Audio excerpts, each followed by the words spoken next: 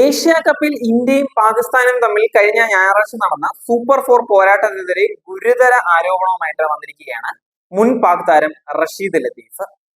ഈ മത്സരത്തിൽ പാകിസ്ഥാൻ ഒത്തുകളിച്ചതായിട്ടും മനഃപൂർവ്വം മോശമായി കളിച്ചു എന്നുള്ളതാണ് അദ്ദേഹത്തിന്റെ അഭിപ്രായം. അദ്ദേഹം ആഞ്ഞടിക്കുകയാണ്.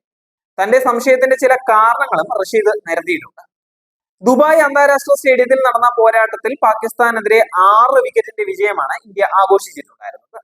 172 റൺസിന്റെ വെല്ലുവിളി ഉയർത്തുന്ന വിജയലക്ഷ്യം തന്നെയാണ് പാക് ടീം ഇന്ത്യക്ക് മുന്നിൽ വെച്ചിട്ടുണ്ടായിരുന്നത്. എന്നാൽ അഭിഷേക് ശർമ്മയുടെ സ്ഫോടനാത്മകമായ 50യിലേക്ക് കാരണം ഇന്ത്യ 18.5 ഓവറിൽ 4 വിക്കറ്റിന് വിജയത്തിലേക്ക് എത്തുകയായിരുന്നു. ഇത്തവണത്തെ ഏഷ്യ കപ്പിലെ ഒരു മത്സരത്തിനെതിരെ ഇത് ആദ്യമായിട്ടാണ് ഒരു ഒത്തുകളി ആരോപണം ഉയർന്നു വരുന്നത്.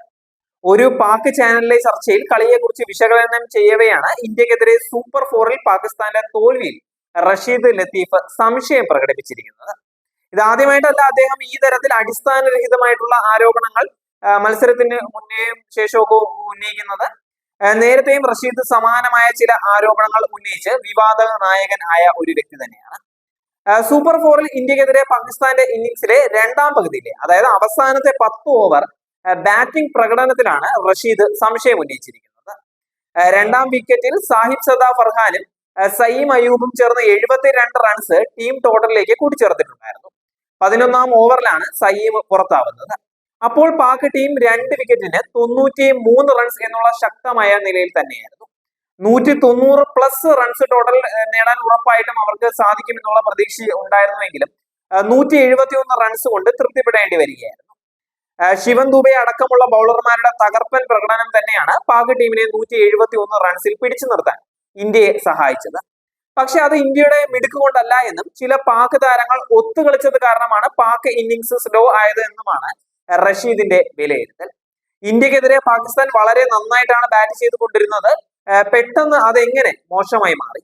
അഗ്രസീവായി കളിക്കാൻ പാക് താരങ്ങൾ ശ്രമിച്ചതുപോലുമില്ല. അവർ കീഴടങ്ങിയതുപോലെയാണ് പെരുമാറിയത്. മധ്യ ഓവറുകളിൽ എന്തുകൊണ്ടാണ് പാക് ടീം ആക്രമിക്കാൻ ശ്രമിക്കാതിരുന്നത്?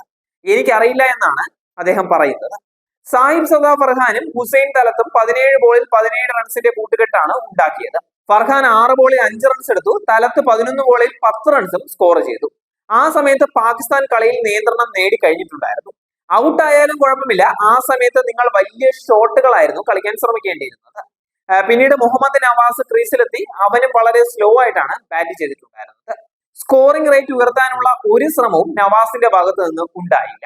അതുകൊണ്ട് തന്നെയാണ് പാക് ടീമിന്റെ ബാറ്റിങ്ങിനെയോ ബൗളിങ്ങിനെയോ എനിക്ക് വിശ്വാസമില്ലാത്തത് എന്നായിരുന്നു റഷീദ് തുറന്നടിച്ചത്.